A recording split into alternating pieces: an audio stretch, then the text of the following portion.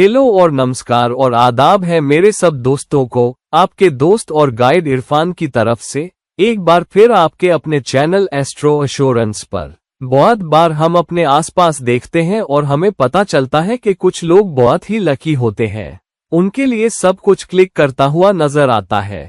और हम सोचते हैं कभी कभी कि कोई इतना लकी कैसे हो सकता है। ये लोग वो हो सकते हैं जिन्हें हम जानते हैं, हो सकता है हमारा कोई दोस्त, हमारा कोई रिश्तेदार या शायद कोई सिबलिंग या फिर स्पाउस, जहां हमें लगता है कि ये लोग लक को अट्रैक्ट करते हैं। किसी बहुत ऊंची कंपनी में ये लोग जॉब पा लेते हैं, ये गुड लुकिंग लोगों के साथ डेट करते हैं, उन्हें जिंदगी में अच्छे ब्रेक मिलते हैं, वो अच्छी कंपनियों में काम करते हैं, उन्हें अच्छी रेज मिलती है, वो प्रमोट होते हैं और सारी अच्छी चीजें उनके साथ होती हैं। और कभी कभी जब हम अपनी जिंदगी का एनालिसिस करते हैं तो सोचते हैं मैंने गलत क्या किया, क्यों मैं इन चैलेंजेस को अट्रैक्ट कर रहा हूँ एक के बाद एक। और हम जिंदगी के अलग अलग पहलुओं को देखने की कोशिश करते हैं। हम ये देखने की कोशिश करते हैं कि क्या हम अपनी तैयारी में फेल हो रहे हैं, क्या हम फेल हो रहे हैं जिस तरह से हम किसी सूरत हाल या फैसले के पास जाते हैं, या हमारा फैसला करना गलत है और हम इसे अलग अलग नजरियों से, अलग अलग जावियों से, अलग अलग पैराडाइम से देखने की कोशिश करते हैं और कभी कभी हमें जवाब मिल ही जाता है। मसलन हम सोच सकते हैं कि ठीक है, मैं उतना एजुकेटेड नहीं हूं जितना कोई और है, या उतना क्वालिफाइड नहीं हूं, तो शायद यही वजह हो। कभी कभी वजह ये हो सकती है कि आपने अपने करियर की शुरुआत में एक या दो गलत मोड़ लिए। आप वो गलत मोड़ लेते हैं तो सही ट्रैक पर वापस आने में थोड़ा वक्त लगता है ना? तो उन फैसलों पर कुछ दोबारा काम करना होता है या उनमें से कुछ फैसलों को सही करना होता है जिसमें वक्त लगता है, तो हम वो भी समझते हैं। हालांकि कभी कभी हम सोचते हैं कि कमोबेश हमने सब कुछ सही किया है, फिर भी हमें सही नतीजे नहीं मिल रहे। अब क्या होता है जब आप किसी बीमारी या पुरानी बीमारी का सामना कर रहे होते हैं और किसी तरह सारे टेस्ट करने के बाद भी आप ये नहीं समझ पाते कि वो बीमारी कहाँ से आ रही है, वो रोग कहाँ से आ रहा है। फिर जब आप किसी एक्सपर्ट के पास जाते हैं, किसी स्पेशलिस्ट के पास, तो वो स्पेशलिस्ट आपको बहुत सारे टेस्ट करवाने को कहता है और गहराई में जाकर ये समझने और खोजने को कहता है कि चैलेंज क्या है, चैलेंज कहाँ है। और बहुत बार कई टेस्ट और एक वैलिडेशन टेस्ट के बाद हमें पता चलता है कि असली मसला क्या है। अब इन मसलों में से सबसे कठिन मसले वो होते हैं जिनका ताल्लुक हेरेडिटरी या जेनेटिक बीमारियों से होता है, क्योंकि हम उनके बारे में बहुत कुछ नहीं कर सकते। ऐसा है जैसे कि आप उस खास परिवार में पैदा हुए हैं जिसके पास डायबिटीज की हिस्ट्री है, तो आपको भी डायबिटीज होगी, या दिल की बीमारी की हिस्ट्री है तो आपको भी वो दिल की बीमारी होगी, या उनके पास अल्जाइमर की हिस्ट्री है तो आपको भी वो होगी। और तो और हम उसके बारे में बहुत कुछ नहीं कर सकते। क्या होरोस्कोप में भी कुछ ऐसा ही होता है, जहां सबसे जेनेटिक लेवल पर कोई चीज किसी होरोस्कोप को सबसे ज्यादा डिस्ट्रक्टिव बीमारी से बीमार कर रही हो, जिसे हम या तो निकाल नहीं पाते, या उंगली नहीं उठा पाते, या हम बस यही नहीं जानते कि कैसे समझें या कैसे निकालें उस सबसे डिस्ट्रक्टिव बीमारी को होरोस्कोप में? अब इन बहुत सारी डिस्ट्रक्टिव बीमारियों में से होरोस्कोप का सबसे डिस्ट्रक्टिव तत्व एक बुरा नक्षत्र हो सकता है, जो पूरे होरोस्कोप की ऊर्जा को खराब कर रहा हो। नक्षत्र क्यों? क्योंकि नक्षत्र होरोस्कोप के सबसे बारीक एलिमेंट्स होते हैं। ये किसी भी साइन के बारीक डिवीजन भी होते हैं, क्योंकि हर साइन में, जैसा कि आप जानते हैं, कम से कम 2 नक्षत्र होते हैं और दरअसल उसमें लगभग 2 नक्षत्र और शायद उससे ज्यादा एक पादा होता है। तो हम जानते हैं कि लगभग 3 नक्षत्रों की ऊर्जा किसी खास साइन या होरोस्कोप के किसी खास भाव को इन्फ्लुएंस करती है। इनमें से 2 नक्षत्र जरूर सबसे ज्यादा इन्फ्लुएंसिंग होंगे और इनमें से एक वो नक्षत्र होगा जो उस साइन में अकेला ही होगा, अगर उससे ज्यादा नहीं है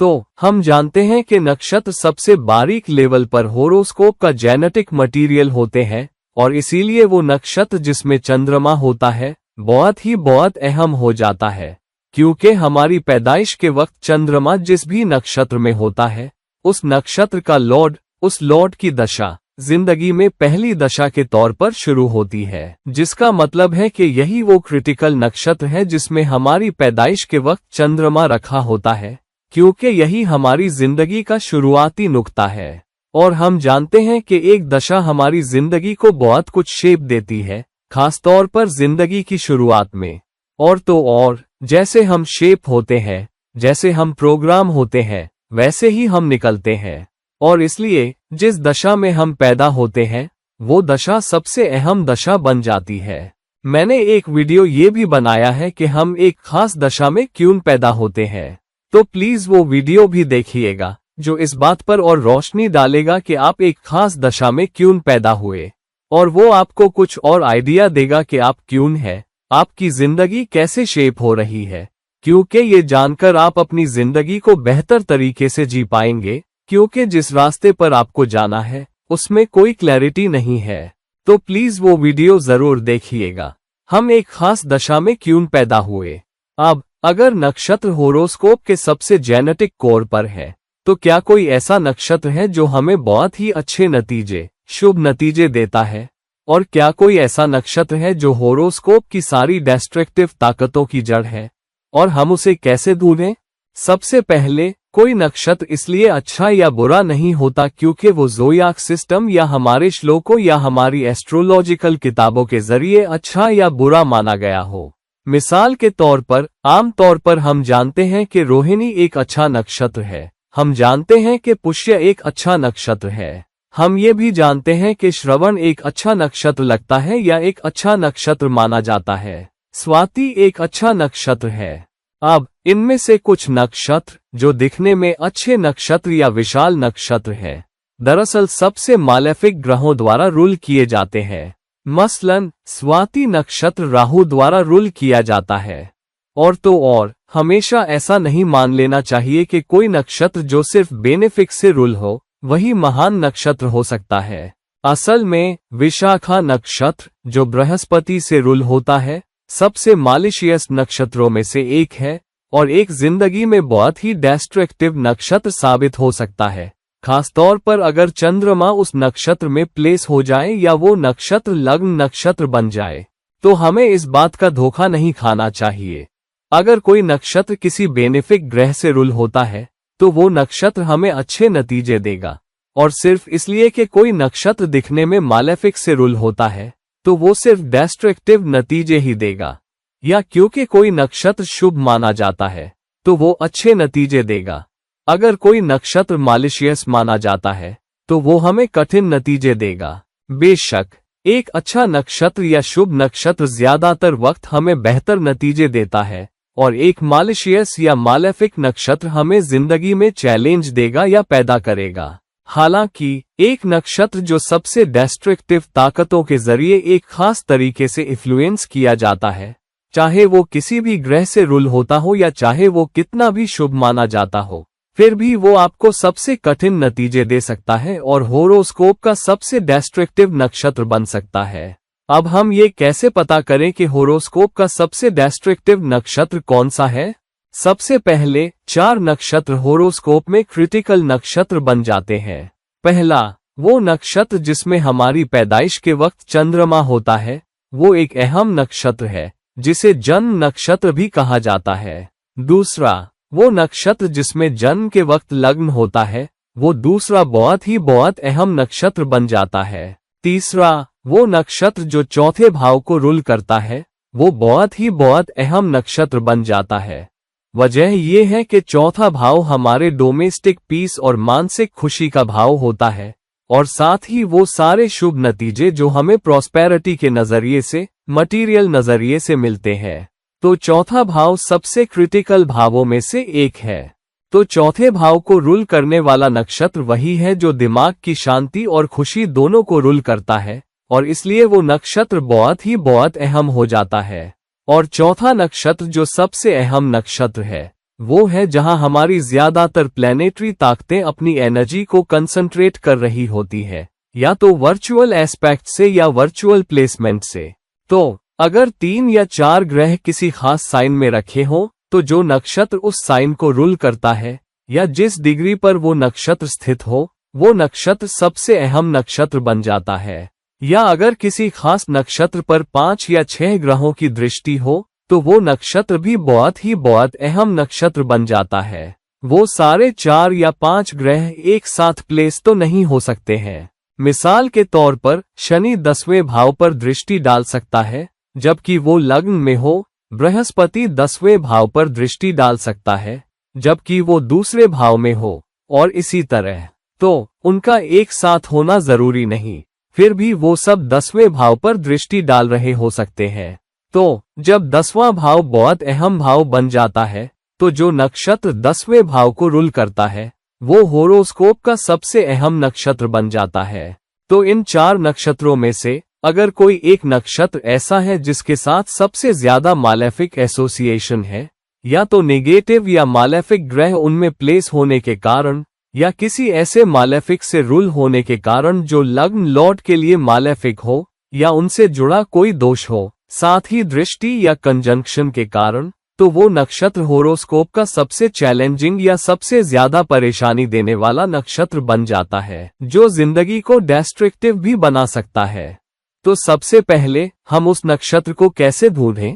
पहले देखिए कि जिस नक्षत्र में चंद्रमा है उसके कितने मालेफिक एसोसिएशन है, क्योंकि किसी भी नक्षत्र में 3 से ज्यादा मालेफिक एसोसिएशन हो तो वो आपको कठिन नतीजे दे सकता है। इन नक्षत्रों में से अगर 2 नक्षत्रों में एक जैसी सूरत हाल हो तो जिस नक्षत्र में ज्यादा मालेफिक एनर्जी जमा हो या उस पर इन्फ्लुएंस हो वो सबसे डिस्ट्रक्टिव नक्षत्र बन जाता है। तो अगर जनरल नक्षत्र में जिस नक्षत्र में चंद्रमा प्लेस है, अगर उसके साथ मालेफिक एसोसिएशन है, किसी मालेफिक के उस नक्षत्र को रूल करने के कारण, साथ ही कोई मालेफिक उस नक्षत्र में प्लेस हो, साथ ही अगर कोई मालेफिक उस नक्षत्र पर दृष्टि डाल रहा हो, तो उस नक्षत्र के साथ 3 मालेफिक एसोसिएशन होने की वजह से वो सबसे चैलेंजिंग नक्षत्र बन जाता है। अगर कोई ऐसा भाव है जिसमें 2 या उससे ज्यादा ग्रह प्लेस हो, तो जो नक्षत्र उस खास साइन को रूल करता है जिसमें वो भाव है,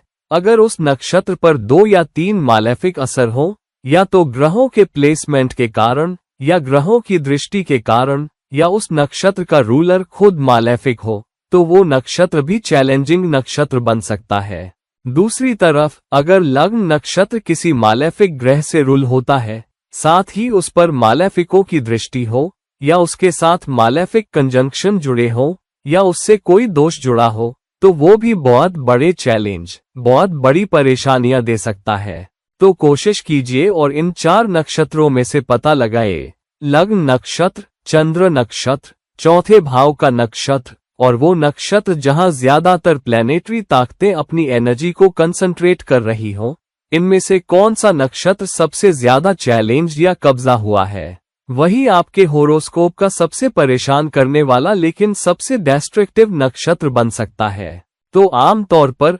90% वक्त इन 4 नक्षत्रों में से एक ही आपके होरोस्कोप का सबसे डिस्ट्रक्टिव नक्षत्र बनेगा, और यही आपको सबसे कठिन नतीजे भी देगा। अब ये कैसे वैलिडेट करें कि इनमें से कौन सा वो है जो सबसे डिस्ट्रक्टिव है? खासतौर पर अगर आप देखते हैं कि इनमें से एक से ज्यादा नक्षत्र इन्फ्लुएंस हो रहे हैं, तो कोशिश कीजिए और पता लगाएं कि आपकी जिंदगी के सबसे परेशानी वाले वक्त कौन से थे, और उस वक्त कौन सी दशा और अंतर्दशा चल रही थी, और उस वक्त क्या अहम ट्रांजिट थे, खासतौर पर शनि, राहु या केतु के, और ये ट्रांजिट कहां से होकर जा रहे थे। मान लीजिए उदाहरण के तौर पर शुक्र की दशा में अगर आप पाते हैं कि जिस नक्षत्र में शुक्र है वो नक्षत्र मान लीजिए शनि से रूल होता है, और शुक्र की दशा के दौरान या शुक्र की किसी अंतर्दशा के दौरान जब आप सबसे ज्यादा परेशानी का सामना करते हैं, तब मालेफिक ग्रह या तो शनि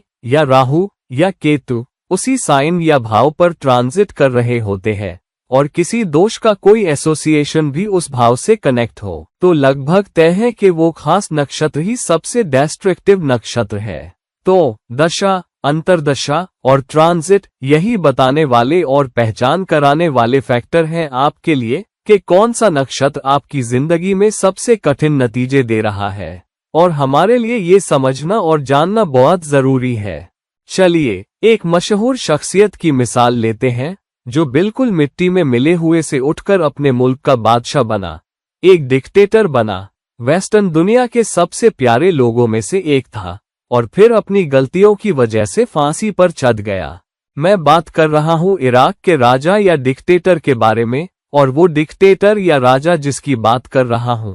वो है सद्दाम हुसैन, जिसे एक पब्लिक कोर्ट द्वारा प्रोसिक्यूट किए जाने के बाद फांसी पर चढ़ा दिया गया। आइए उसके होरोस्कोप में झांकते हैं और देखते हैं कि कौन सा नक्षत्र था जिसने उसे सबसे कठिन नतीजे दिए, जो उसके होरोस्कोप का सबसे डिस्ट्रक्टिव नक्षत्र बना। अब रिकॉर्ड्स के मुताबिक सद्दाम हुसैन 28 अप्रैल 1937 को सुबह 8:15 बजे तिक्रित नाम की जगह पर पैदा हुआ था। उसका लग्न मिथुन का था, लेकिन उसका बुध उसके होरोस्कोप में 12वें भाव में केतु के साथ प्लेस था। अब उसका लग्न नक्षत्र मृगशिरा है, और जो ग्रह मृगशिरा नक्षत्र को रूल करता है वो है मंगल। और मंगल होरोस्कोप में कैसे प्लेस है?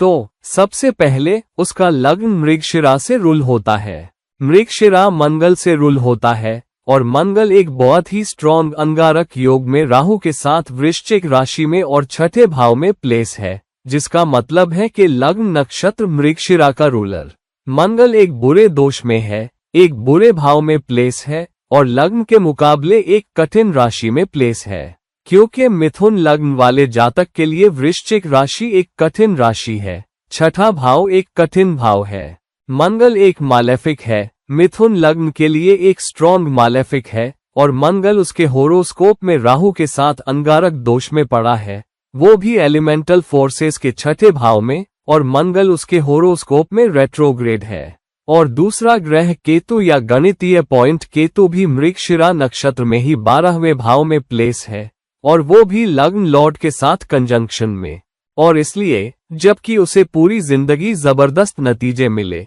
अंत में उसे मंगल और बुध की दशा के दौरान फांसी दी गई, खासतौर पर जब मंगल और चंद्रमा दोनों अनुराधा नक्षत्र में थे, जो शनि से रूल होता है, और शनि 12वें भाव पर भी दृष्टि डाल रहा था, लग्न लॉर्ड पर दृष्टि डाल रहा था। तो मंगल की दशा और बुध की अंतरदशा में जो लग्न नक्षत्र के रूलर और लग्न लॉर्ड हैं, सद्दाम हुसैन को सार्वजनिक रूप से फांसी दे दी गई। और इस तरह मृगशिरा नक्षत्र, जो लग्न नक्षत्र भी है, सद्दाम हुसैन की जिंदगी में उसके होरोस्कोप का सबसे डिस्ट्रक्टिव नक्षत्र बन गया, और इसने इतिहास के सबसे विवादित शख्सियतों में से एक, खासकर मिडिल ईस्ट में, का अंत कर दिया। तो दोस्तों, ये सिर्फ एक मिसाल है जो मैंने आपको बताने के लिए इस्तेमाल की है कि कैसे पता करें कि आपके होरोस्कोप का सबसे डिस्ट्रक्टिव नक्षत्र कौन सा हो सकता है, और कौन सा वो नक्षत्र हो सकता है जो आपको सबसे ज्यादा चैलेंज दे रहा है।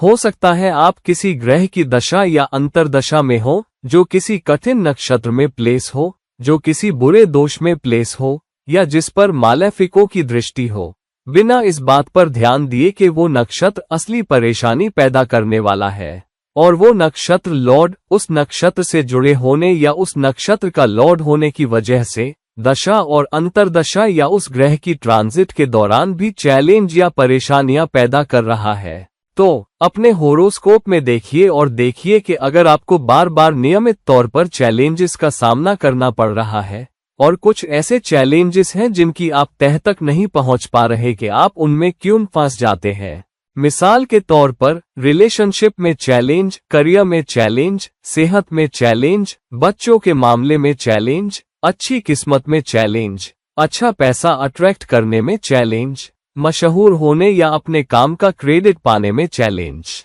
जिन एरियाज में आप पाते हैं कि आपको जवाब नहीं मिल रहे और आप एक चैलेंज के बाद दूसरे चैलेंज या एक मसले के बाद दूसरे मसले में फंसे जा रहे हैं जो कमोबेश अनएक्सप्लेन्ड है और आप उन्हें समझ नहीं पा रहे हैं, तो फिर देखिए उन नक्षत्रों को, या तो लग्न नक्षत्र, या जिस नक्षत्र में चंद्रमा हो, या चौथे भाव का नक्षत्र, या जिस नक्षत्र पर सारी प्लैनेटरी एनर्जीज फोकस हो, और फिर देखिए कि क्या वो नक्षत्र होरोस्कोप का सबसे चैलेंजिंग नक्षत्र बन रहा है और उस नक्षत्र का रूलर अपनी दशा और अंतरदशा या अहम भावों पर ट्रांजिट के जरिए तबाही मचा रहा है, या जो ग्रह उस नक्षत्र में प्लेस हैं या उस नक्षत्र पर दृष्टि डाल रहे हैं वो आपकी जिंदगी में चैलेंज पैदा कर रहे हैं। और इस तरह वो एक नक्षत्र जो सबसे डिस्ट्रक्टिव नक्षत्र बन रहा है, दूसरे ग्रहों को, दूसरी दशाओं को, दूसरी अंतर्दशाओं को इंड्यूस कर रहा है कि आपकी जिंदगी में तबाही मचाए